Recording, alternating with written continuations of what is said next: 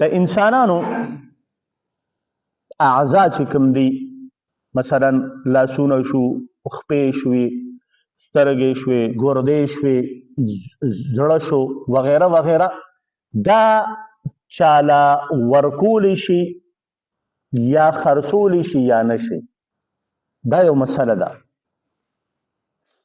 اکثر داسې وي چې یو انسان ګردې خرابي، د پلار خرابي، د مور خرابي، نو بچي ورته وایي یاره زه دله درکوم، یا دا بل سترګې چې کوم دي زه دله درکوم.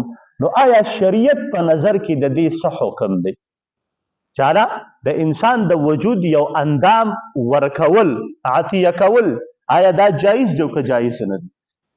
نو ګوره جي مسله دا ده چې زما او ستا دا جسم چې کوم دی او په دې جسم کې چې دا څومره اعضا دي، دا موتا سره امانت دی.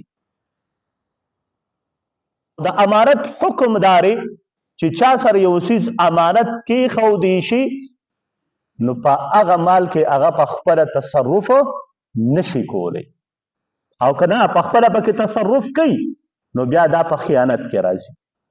لہذا چاله داسې څیزونه ګرده، سترګې وغیره، دا چاله هسې ورکول یا خرڅول د شریعت په نظر کې دا جایزه نه دي، بلکې ناجایزه دي.